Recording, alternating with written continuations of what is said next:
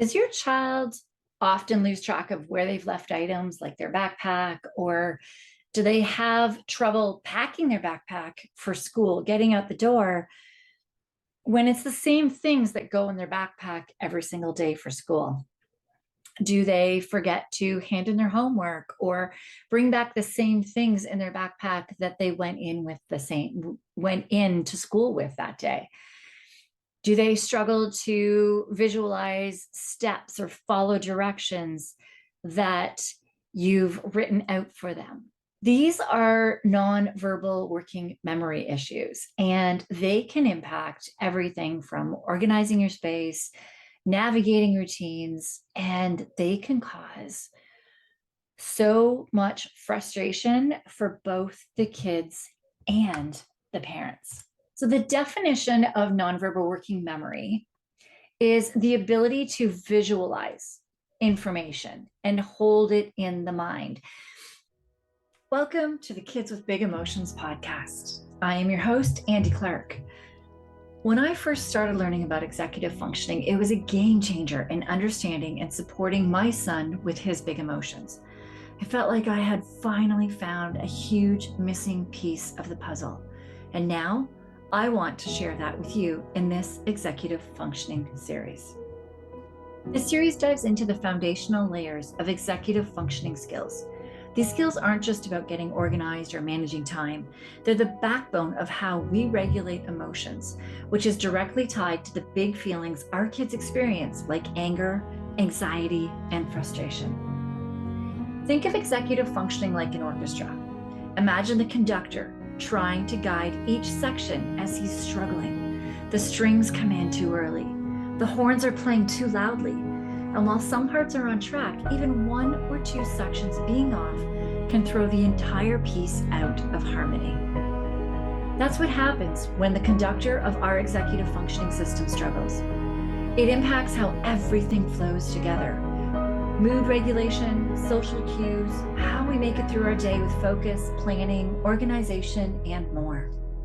Through this series, we'll break down the sections of the executive functioning orchestra, helping you understand how to bring them into harmony so your child and your family can thrive. Let's dive in. I learned from Tara Sumpner, and also this is Badley and Hitch, where they call the nonverbal working memory your visual spatial sketch pad. So anything that you see, that you hear, that you feel, that you smell, that gets stored into the nonverbal working memory to create memories and images in order to help you visualize the information that you're learning and hold it in the mind. We spoke before of verbal working memory, and that is the phonics, the sound of the word, but not visualizing. What does it mean? What does it taste? What does it smell like? Just all of the feelings that you will get from those words, from conversations, from stories, from directions, from all of the things that we're told in our day, from the spatial abilities around us.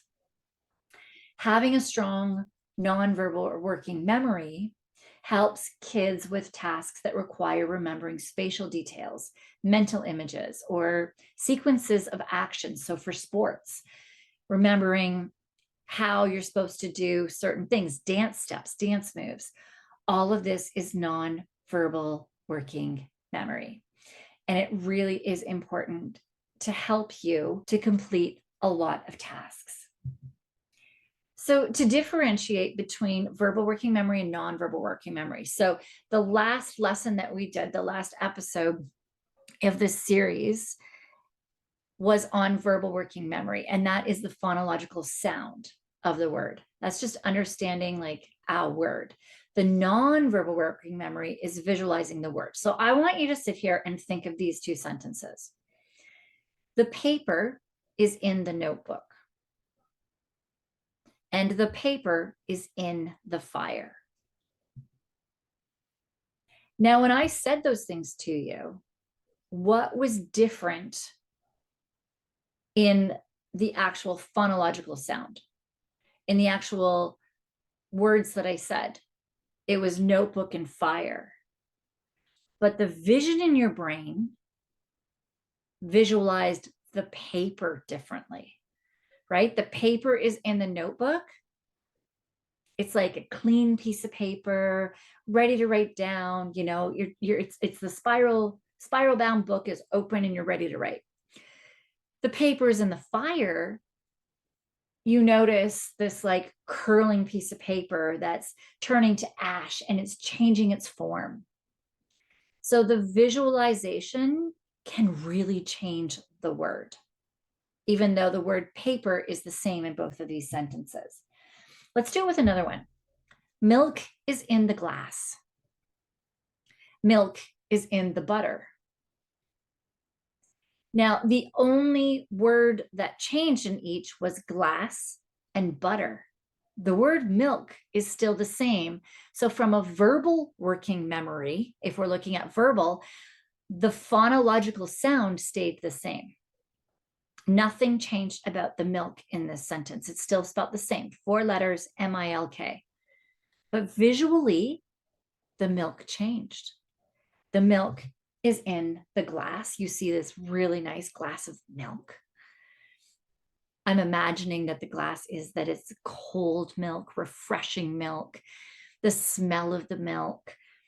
I'm just imagining all of that. I'm imagining my hand being around the glass and bringing it up to my mouth as I'm drinking it. And I also don't like milk, so I'm imagining that it actually doesn't smell or taste very good. So that's the visualization that I have in my nonverbal working memory. And the milk is in the butter. I'm imagining a big stick of butter. And I'm imagining that that milk started as a liquid and it's churning and churning and churning and churning. And then I'm imagining that that milk is slowly clumping. The fat of that milk is clumping and making butter. And I'm imagining all of that in this like visual story in my mind as soon as I said milk is in the butter. But the milk didn't change. It's still 4 letters, M-I-L-K. So from a verbal working memory, this stayed the exact same. But from the nonverbal working memory, the visual changed, that image in my brain, that whiteboard in my brain where all the visuals are stored changed. And that is the difference between your verbal working memory and your nonverbal working memory.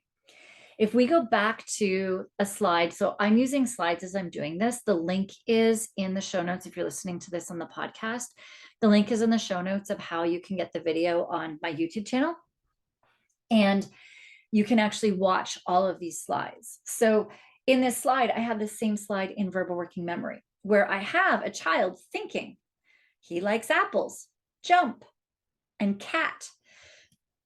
The working memory is 2 things. So this is the thing with a lot of kids testing is when we do kids testing, when we do a psychoed eval, psychoeducational eval on a kid, it might come back as saying a weak verbal working memory, or sorry, a weak working memory or a strong working memory. And the thing is if it's weak, we don't know if it's the verbal working memory or the nonverbal working memory that is weak. We need to figure that out. And there's ways to figure that out. I mean, as you're seeing now, verbal is the sounds. So as we talked about in the verbal working memory video in the last lesson, the verbal working memory are those sounds. So he likes apples are the words. We're thinking of just the sounds. He likes apples. We're thinking of jump and cat only as the sounds. K, at, j, p, h, e, la, I, k, s, apples, right? That's the verbal working memory. The phonetic sounds of those words, just what the words sound like. There's no images to them. The nonverbal working memory, I'm imagining a girl jumping. I'm imagining this cute little cat that's going and meowing. And I'm imagining this boy just enjoying this apple and what it tastes like and the smile on his face. And those are the things that we're imagining when we think of the nonverbal working memory. So when you get a working memory score for a child and they've lumped it all together, it drives me crazy. Because if that score got lowered And like, okay, but which lowered it? Did both lower it? Is this child struggling with both verbal and nonverbal working memory, or just one or the other? And there's ways that we can check to see where the child is struggling. There's ways that we can separate this. And I learned all of this from Tara Sumner, who is an SLP, a speech and language pathologist. And there's testing that she does that I'm not certified to do. It's above my scope of practice. And it's fascinating because when she's doing these SLP tests, they don't usually separate these, that she has had to add a little twist to it based on her understanding of executive functioning in order to be able to separate and find out, is this a verbal working memory struggle or a nonverbal working memory struggle? When she's doing the IEP, like when she's doing the reports, she does exactly as the testing said to do. And then those extras are what help her when she's doing the therapies with the kids. So it just baffles me that there's such a distinction between verbal working memory and nonverbal working memory. And when our kids are being tested, it's not separated. So we can't find the differences. If we want to just go a little bit granular into these, verbal working memory is the phonology, the sounds of the words, phrases, or sentences. The nonverbal working memory is semantics, the meaning, concepts, ideas. It's gathering all of the feelings, the touch, the taste, the smell, the sounds, the sight, not in a phonological way. It's all in an imagery way. What are we imagining this to be? What are we all of the, like I said, he likes apples. If we're thinking of just the phonological sound, we're just sounding out the letters. But if we're talking from the nonverbal, there's just, the crunch of the apple, the sweetness or the tartness of the apple, depends on the apple, the colors, how shiny is that apple? Does it have a bruise? Like all of these things of the nonverbal working memory. And both are different. The nonverbal working memory is the ability to hold and mentally manipulate images, spatial layouts, and sequences. So you may have a child that has, like my child, one of my kids has a crazy nonverbal working memory. He can walk into a room and notice when something's changed. The top of our fridge, we have a very small house. The top of our fridge has some things on it. Like my husband puts his lunch bag on it, and sometimes he'll put a bag of chips. My son will come down the stairs at the other end of the house and just turn the corner and look at me and go, "Hey, who put the bag of chips there?" Or he'll notice if my ponytail changed angles. He'll notice, rarely wear makeup, but like I might put mascara on once in a while, and he'll notice from across the room. It is crazy that they can see these subtle changes in images, some of these kids, and other kids do not notice it at all. They struggle to remember where they placed something. They can't remember. They might have a pen right beside them and not even notice the pen is there. They might, not be able to track visual steps, which is fascinating because my son struggles with multi-steps, which is a part of planning, which overwhelms him. His nonverbal working memory is great. So we first, before we figured out why does he struggle with multi-steps, we first did have to check and see if it was a nonverbal working struggle. And it's not for him, but some kids it is.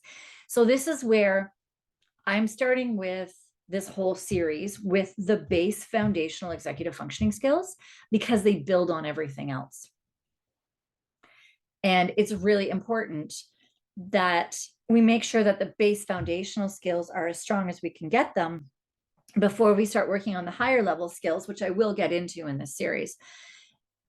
And it's really important though, because we really need to make sure that one of the base foundational skills is not struggling. Because if we start working on planning and it is a nonverbal working memory skill, then it doesn't matter how many steps you teach a kid, how you teach them how to organize themselves, how you teach them how to write it all down. If their visual memory, if their visual work, nonverbal working memory, the visual memory, is not able to visualize the steps well enough, then they're not going to be able to imprint that to remember how to do that on a regular basis. So we have to really understand these base foundational skills. How a child moves through a process, they need to be able to visualize it. And if they can't visualize handing in their homework, like taking the homework out of their bag and handing it in and giving it to the teacher, they're never going to remember to hand it in and give it to the teacher. They may have like alarms set and stuff like that, that might say, like an alarm might go off at a certain time that says hand in your homework. But if they're not right by their homework at that point in time, if they don't have the visual, they'll forget as soon as they turn off that alarm. Without having that visual, we think of dance, we think of anything in sports. You need to learn how to move through sequences. You think of strategy games, you need to be able to move through sequences. And the thing is that a child could be strong in one of these. They may have very good strategy skills, but they may leave their stuff around the house all the time. So it's just different pieces, as well as to how there might be certain pieces of their verbal working memory that's strong and other pieces that need to be supported. So we need to really be able to tease those out and figure out with that child, where are they struggling with the nonverbal working memory and where do we need to support them? Like, you can't just say nonverbal working memory, this is what you do. That's why in the sports circle, I have frameworks, but with these frameworks, we need to start figuring out where does that child need the support, and we start adapting that framework to the part that the child needs support. And it's not going to be the same. We have to be a little bit creatively different with the way that we help to support the nonverbal working memory to strengthen it based on the parts that are struggling and the parts that are stronger.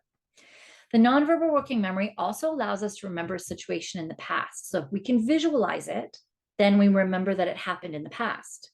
And then in the future, we can act accordingly. We can recall storylines. We can recall conversations.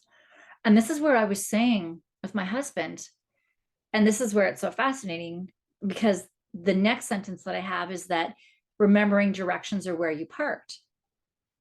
My husband can absolutely remember where he parked. He cannot recall storylines or conversations. He does not watch movies. Books, he really struggles with a book because he doesn't get that visual in his mind. So, for example, when I'm talking about stress signs, I have that a dolphin is our regulated stress animal. And then I have that we have a shark as you're like on alert, on attack, ready to attack, ready to bite. Then I have a clownfish for the anxiety, for not liking change, for not liking transitions and stuff, and not wanting to leave home too much. And then we have the turtle at the bottom. And I would ask my husband about this. Okay, so when you imagine the shark, what do you imagine? And he can't imagine it. He can't get that form in his mind. What its eyes look like, what its movements are like, how fast it's going through the water. Is it like looking from side to side a lot, or is it really focusing on one thing? He can't think visually of that. So it's where we give him words, he can't visualize the words. So reading a book, like I used to get frustrated when I would be like, here, this is a great book to help you understand our son more. And it would take him months to get through. I'm like, this one here is just called a handbook. It is short. It took me 2.5 hours, months for him to go through. And he still doesn't remember a lot of it, because for him, those words, getting them into the visual part is really, really hard. But and he doesn't watch movies as well. And I just thought he didn't like movies. I really never questioned it till I got into this. And I'm realizing he doesn't remember the storylines. So he could be halfway through the movie and is struggling to follow the storyline. It's fascinating. But if he parks the car, he can actually see his car and he can visually see where his car is and know exactly how to get back to his car. He has no problems with directions. So it's fascinating. And this is where we're saying different parts of the verbal working memory can be affected in different people. And that's it. Like, where I'm saying on this slide here, where the nonverbal working memory is not a one size fits all. It can look so different for every child or every adult, as I just said with my husband and I. It really depends on whether they're struggling with visualizing steps in a task, with recalling spatial layout. See, the spatial layout is fine for my husband, parking lots, all of that stuff, directions, totally fine. It's the visualizing steps in a task he struggles with. And he can, though, as well, remember sequences of an action. He's amazing with sports. And whereas I struggle with the sequencing of actions, and I'm really good at visualizing steps in a task. I can relate conversations, but when I'm saying a conversation, I remember where we were in the room, what it looked like, what the person was wearing most of the time, and what their facial expressions were, and all of these things to visualize it, to remember the entire conversation. And same thing with stories. Like I can remember so much of the stories. If I'm reading a story or we're audiobook a story, the visuals that go on my brain are like crack. It's an amazing drug. I love it. It's so fascinating. And my husband cannot do that at all. It's just so fascinating. So we have visualizing steps in a task, recalling spatial layout, and remembering sequences of actions. And it can be different for different individuals. Some kids may find it challenging to hold into images in their mind, like where they left their belongings or the layout of a familiar place, while others may struggle to remember the sequence of movements in a sport or the steps in an art project or dance moves, things like that. So Tara Sumner, who I said I learned from, SLP, who I've learned all of my executive functioning from, she quoted from her is that language development is determined by the length and complexity of images in the brain, which is the nonverbal working memory and or the length and complexities of the phonological info in the brain, the sounds. So what this is saying is that 20 years ago, when she started her practice, no, sorry, not when she started, she'd already been practicing for a while. She started to realize that when kids were coming to her with reading, writing struggles, that it was actually due to executive functioning.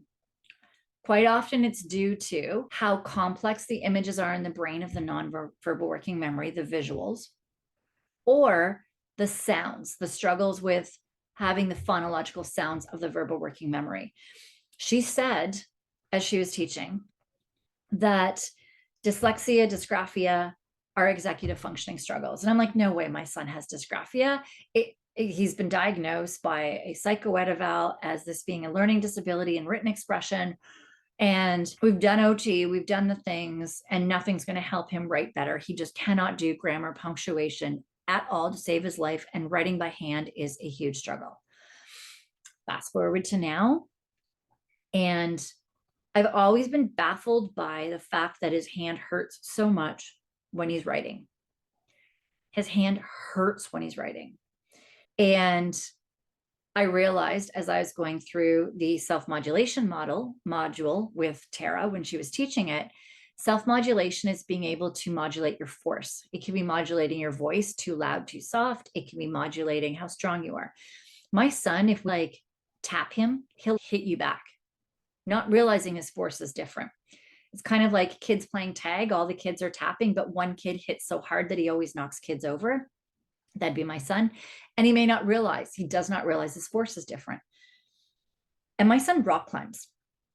So his fingertips are so friggin' strong. The stuff this kid can do rock climbing would blow you away. Like high climbs, these tiny, tiny, tiny holds he can hold on to and grip, which he shouldn't be able to. And it's all the ends of his fingertips. And so I was like, why do his fingers hurt so much when he's writing? And I realized it was self-modulation. He wasn't pushing hard with the pen or the pencil. He was actually holding the pencil too hard. So he was holding the pencil so hard. And since I had a chat with him about that, of course, he denied it till the cows came home that this was happening to him. But ever since then, he's been holding the pencil lighter and his hand doesn't hurt as much anymore when he's writing. So that was one piece of dysgraphia, like one small, tiny piece. The other thing though, was like, he couldn't write grammar and punctuation to save his life. And if we're diving into other things too, there's the perception of what the words look like. There's the symbols, which is part of the nonverbal working memory of what does a symbol actually look like. All of these things for the writing piece. And it's how you're breaking down and teaching it. For him, his letters were okay. They're smaller and scrunched together, but they usually stay on a line. But his grammar and punctuation, there was no grammar and punctuation. Everything was nonstop. And I realized that was inhibition. His brain was going so fast that he never stopped and paused, which is my next lesson, is inhibition. He never stopped and paused to slow down enough in order to self-moderate, which is when you're like checking to see if you've made mistakes and self-correct. So he wasn't stopping himself enough. He wasn't paying attention enough. He wasn't paying attention to perceive himself and stopping to double check that he had everything correct in his sentence, the grammar and the punctuation, and then to self-correct it. That's like 5 different executive functioning skills right there. And part of dysgraphia too is the letters and understanding, being able to really perceive that these letters go a different way. And that is all executive functioning. And I haven't worked actually on dysgraphia itself with my child, but I've worked on his inhibition. I've worked on his perception. I've worked on him self-monitoring in order to notice his mistakes a little bit more. He actually over self-monitors on some things in his perfectionism. And then having himself correct without punishing himself, which is back to perception. And through working on those things that had nothing at all to do with his work, he wrote a 2-chapter story. So that was a little bit of a long-winded story, but this just completely blew me away when Tara had said dyslexia and dysgraphia are executive functioning. I was like, no way, not a chance. My son has learning disability. And it's amazing because this kid is writing. I mean, he typed it out, but he typed out a 2-chapter story with amazing grammar, punctuation, and it's such a great story. I actually thought he'd copied it from elsewhere. That's how good it was. So it's just fascinating to see that the length and complexity, when something gets to be just a little bit too complex, the length gets a little bit too long, either in the phonics, the sounds of the verbal working memory or the nonverbal working memory, that's when we start to see language development struggles. And if a kid can read really, really well, but can't spell, that's quite often part of the verbal or part of the working memory struggles for a child. Because you can be like, my kid reads like crazy, but they can't spell words. That's usually verbal working memory, nonverbal working memory struggles. So let's dive into the energy demands of a child's day when their nonverbal working memory needs support. So this is how much energy we use in a day. I've got 3 different examples here of things that can happen in a day that start using different energy from your nonverbal working memory. So when your child is already struggling with stress, struggling with a lot of different executive functioning skills, maybe struggling with traumas, a lot of different stress responses and stuff that I speak of as well. This series is solely on executive functioning, but all of this goes together: stress system, sleep, traumas, and executive functioning. So if their system is taxed at all, their executive functioning system starts struggling and things become harder, or the amount of energy that they need to use in their executive functioning system makes a difference. So let's think about multi-meaning words. So we're going to think about pear. So we can think about the green pear, the green juicy pear, yum, delicious, crunches, all of these things when we think of that. And we think of the spelling, P-E-A-R. That's nonverbal working memory, because the phonological sound, the verbal working memory is the sounds. The writing is the nonverbal working memory. So it's P-E-A-R. But then we can think of a set of 2, a pair. So a pair of socks, P-A-I-R. And so we have to remember the 2 different spellings, that's nonverbal working memory, and the different images that we have for pair. And if we think of pair as well, there could be a pair of so many things: a pair of socks, a pair of cards, a pair of shoes. There's so many different things that are a pair of, that it can become exhausting for a child that is already stressed out and their executive functioning system is taxed. So they have the same phonological sound, p, air, which is the verbal working memory, but they have a different spelling and image, and that taxes the nonverbal working memory. We think about different languages. So let's do pear as well. In English, it's pear. Same thing. You're imagining that delicious tasting pear, which for all of them is delicious tasting, and the spelling P-E-A-R. You think of it in Spanish, pera. And so it has a different phonological sound. Even the R, the way that the tongue is positioned for an R in English versus an R in Spanish is different. So phonologically, verbal working memory is being taxed, and the visual for the nonverbal working memory, because the way that the word is spelt, so the letters are different. So that's a nonverbal working memory and verbal working memory taxing. Same thing if we do it in French, poire.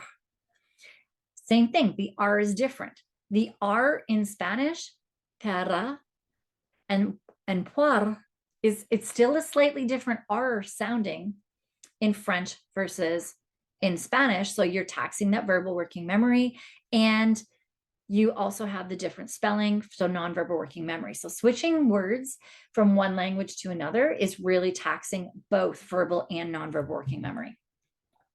Then we think of a synonym. So we have a different sound for the same visual. So if we have, in Canada, we call it a toque.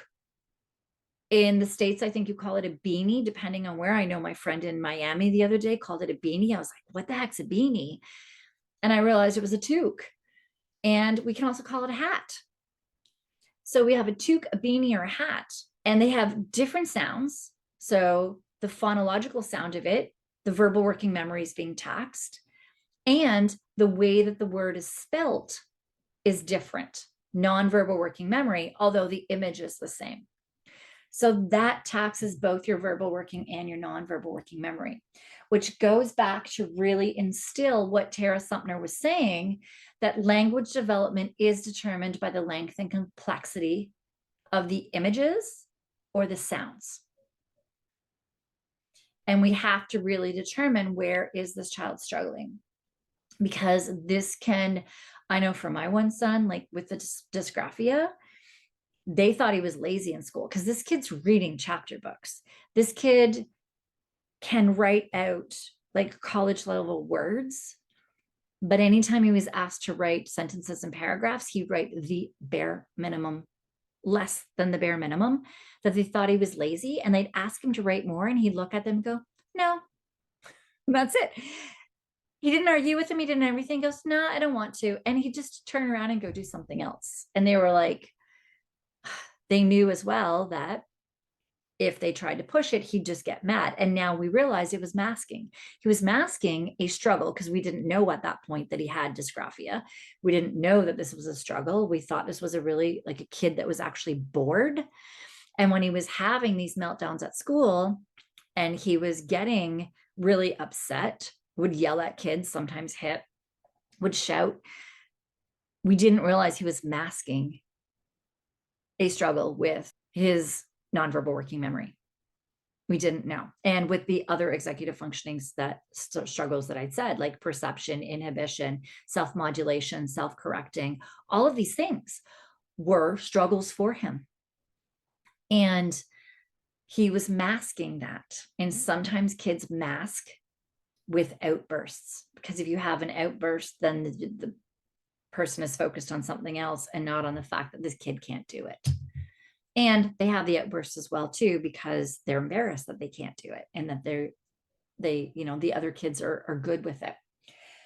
So as I said before, foresight and hindsight, so the past and the future, is really, really, really important. If we can't if we can't pre-experience something, then we can't set goals and we can't plan, which are all high level executive functioning skills.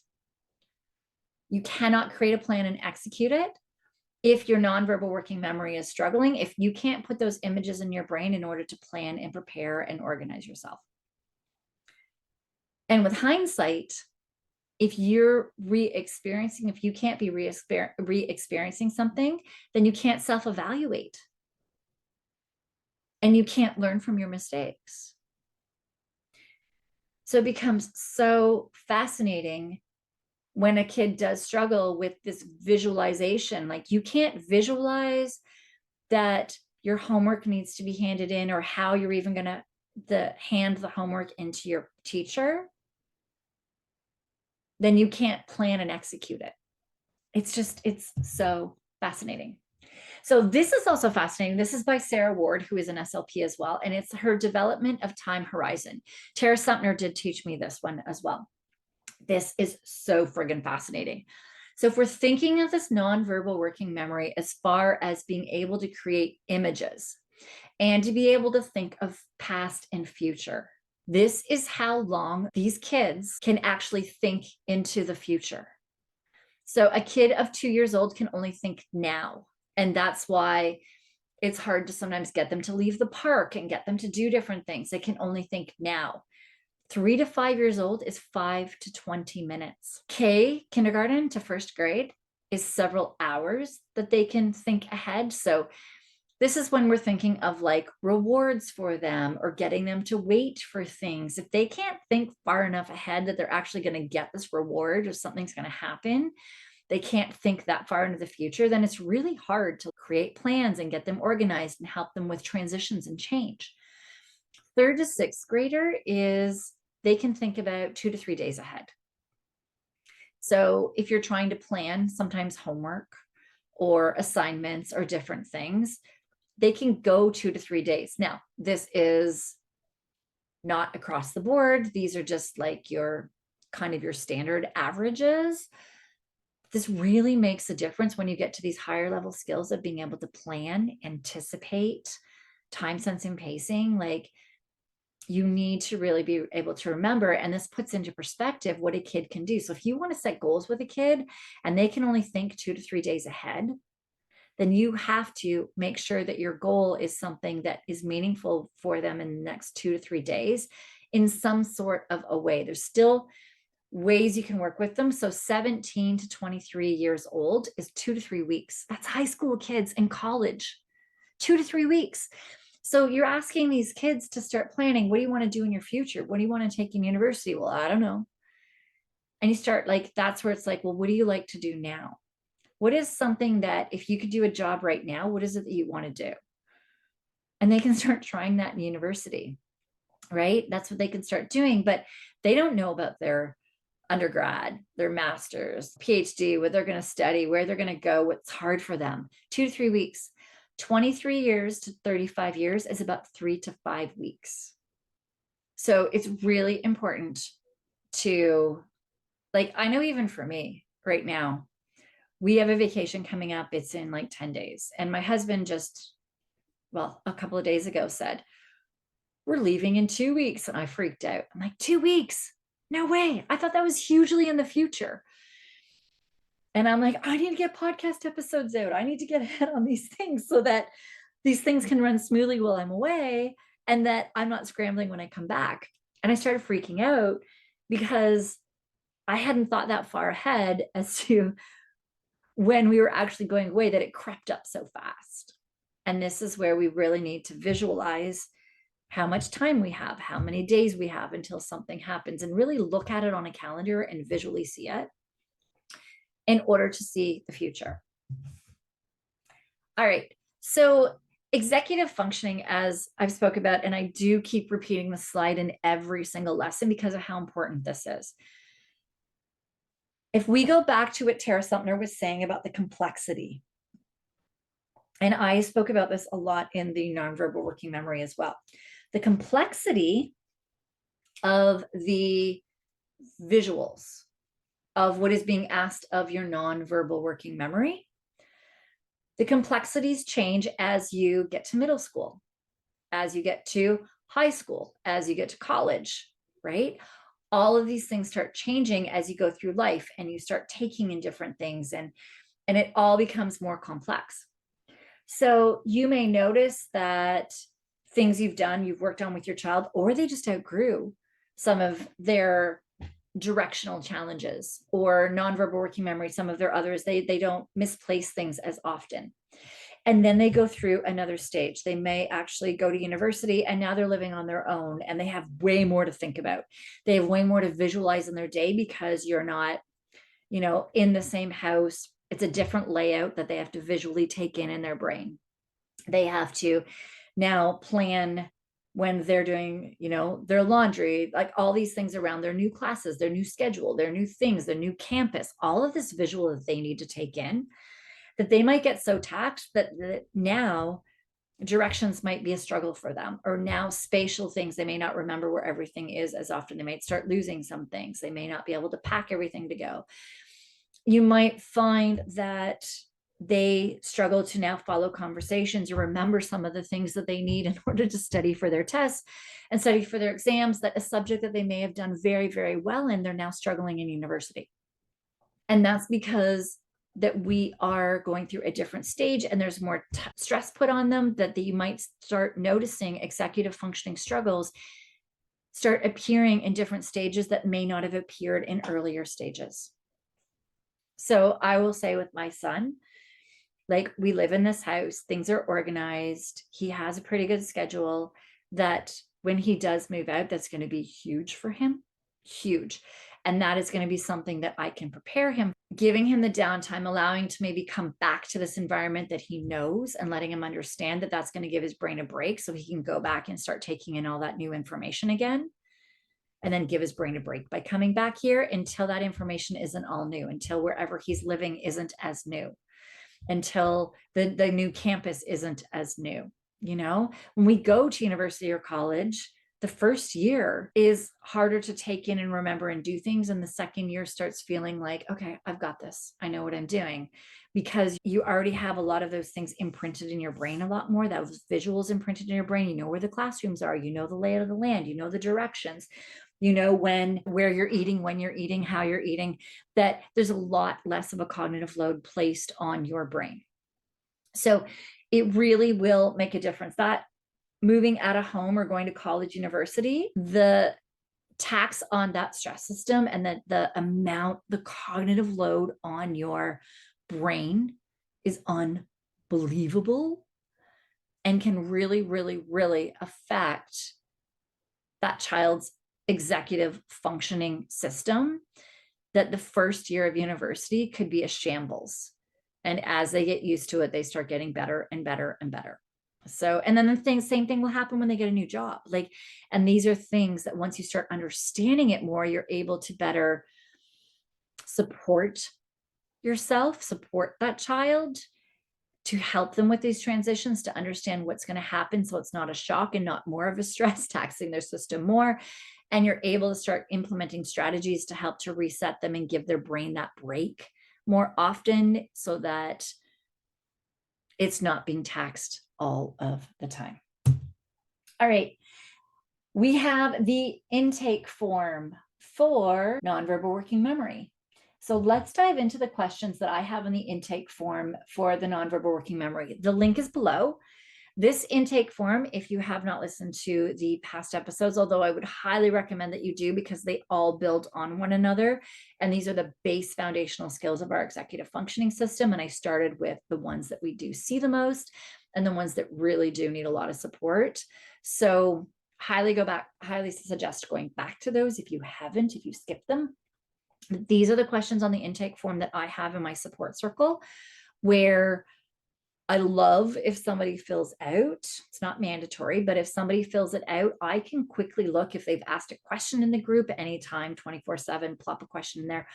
I can then check on their form to help give me a little bit more of an idea of their child so that I can better answer the question. And if they come to any of the live calls, or if they ask a question for one of the live calls and watch the recording after, I can pull up this intake form and really get a good look. So I'm thinking of changing the name to a self-assessment form so you can really get a good view on your child. So these are the questions that I have specific to nonverbal working memory. And all of these as well, we go in categories. So it's a statement, and then you put if it's true to now, if it's somewhat true now, if it was something that is never happened with that child, or something in the past. In the past are things that I just explained that they may have grown out of them. And that means that the work that you've put in with that child is like amazing, and congratulations for yourself. So true, somewhat true, never, or in the past. So struggles to understand the meaning of words and information. True, somewhat true, never, or in the past. Has difficulty remembering past events. Struggles with sequencing the order of memories. Difficulty remembering directions. Has difficulty retaining and recalling information. Has difficulty retaining and recalling longer stories. Struggles to organize thoughts when speaking or writing. Can repeat what has been said, such as, please pick up your coat, but doesn't understand the words they're saying. So we get that. The verbal working memory would be repeating, please pick up your coat, but they may not be able to visualize that their coat's actually on the floor. Two different things, right? They forget to bring necessary items home from school or activities. Example, their homework, their lunch, their jacket, their running shoes, their sports equipment, without being reminded. I do this at Pokemon all the time. I'm like, whose binder is this? Whose cards are these? Because there's a lot of super cool neurodiverse kids at Pokemon, and this is one that many of them struggle to forget their stuff. Struggles to remember the sequence of events in a story or movie they've heard or watched. Frequently forgets where they placed things like their backpack or their shoes. Struggles to visualize or remember steps and tasks they've done before. Example, getting ready for school, handing in homework, packing their backpack. Has trouble imagining or planning how much time a task will take to complete. Now, this one too requires time sense and pacing, all kinds of like planning, organization, analyzing, which are all higher level executive functioning skills. But if they struggle to even imagine the plan, then they're never going to be able to do those higher level skills. Struggles to remember the layout of places they visit often. Example, their school or the grocery store. Has difficulty keeping track of nonverbal cues like body language or facial expressions in social situations. Frequently forgets visual information. Example, where they saw something or what an image looked like. Has difficulty following directions that require spatial awareness. Example, left and right, or navigating on a map. This could even be something where like the bus system, hopping on the wrong bus, buses takes them to the wrong spot, hopping, going, supposed to go east or west on a subway, and they go the wrong direction. Struggles to organize their belongings, such as toys, books, or clothes without needing help. Forget to do things they've been reminded of visually. Example, seeing their coat by the door, but forgetting to take it. Okay, so those are the questions from the intake form. The link is below. So if you haven't filled that out, if you want to go check it out, there's questions for every single executive functioning skill. And you can see where your child struggles in each skill and also understand more about each skill. It's eye-opening. I know for me with my son, it was like the world opened up for me once I understood and started learning all about these and dove deep into executive functioning. I was like, oh my gosh, this is my son. This is amazing. This is how the smart kid cannot write out questions to math. This is how he can't do grammar and punctuation. This is why he gets overwhelmed with multi questions. If you give him 3 steps, he'll freak out written on a screen. And this all just starts making sense once you start putting this together with executive functioning. Meanwhile, the kid is absolutely brilliant, and the stuff they can do in their brain will blow you away. So all of this is what I teach in the support circle. So the support circle is where I teach the frameworks on, okay, what do we do? We found out that your child is struggling with nonverbal working memory. What can we do to help support that child? What can we do to help them? What are things that you as the parent can do? What are things if they're working with a speech and language pathologist or with an occupational therapist or with their actual therapist? I was speaking with one of my kids' therapists the other day and telling her all about this course. She goes, oh my God, this is amazing. She loves courses. She's amazing. I love chatting to her. It was funny. My son actually had a bloody nose. And so he had to leave. So I went in and chatted with her while he was dealing with his bloody nose. It's a Zoom call. And we started chatting about this. And she's like, this is helping me understand as well how complex and how many layers are to all of these things. And so she already sees how it would help her with her therapy patients. A lot of her kids are neurodiverse. So these are things that you can actually, once you learn this as a parent, you're understanding more your child.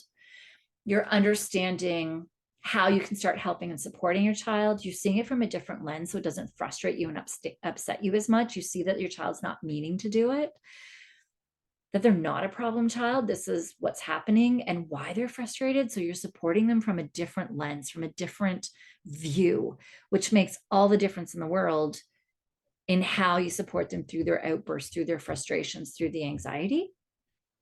And so you understand your child more. You're able to help guide the teachers, the therapists, and everybody else working with them. And it just, oh man, helps you not feel alone too, because you're supported by all kinds of parents as well that are going through what you're going through right now. So that's the support circle. If you haven't joined, absolutely join it. I have made the fee for that something that is sustainable long term. You'll be shocked when you see the monthly price, especially with what you're getting in the monthly membership. You get the courses in there. And you can ask questions 24/7. I have a weekly call that I adjust the time for different time zones. You can't make the calls. You can ask a question ahead of time. I'll answer it. And if you can make the calls, I answer it live for you as well. The recordings all sit in the support circle. So I would love to have you there. What is up next? Next is the final base foundational kindling skill for these base foundational executive functioning skills, and that is inhibition. So this is a skill about self-control, including the ability to pause, think, and choose a response rather than reacting impulsively, rather than hitting, rather than screaming, rather than running away, rather than having a panic attack, anxiety, all of these things, ruminating thoughts. It really is amazing. Rather than poking and prodding and touching other things, you're able to start resisting distractions, waiting for their turn, managing strong emotions. It just really can have such a huge impact on your child's interactions, learning, and confidence. Imagine the changes as your child builds the ability to pause and choose their response. Most adults need this too. Not most, many. It can really lead to better focus, more positive social interactions, and a greater sense of control over their actions, and really reduce the big emotions. This is one I've seen, oh my gosh, so much change with my son in working on this. The hitting's decreased, the yelling's decreased. He stops, he pauses, he thinks about it. It's just been like unbelievable, the change in his reactions. And parents tell me this as well about their kids. So excited to dive into this with you. So I will see you there.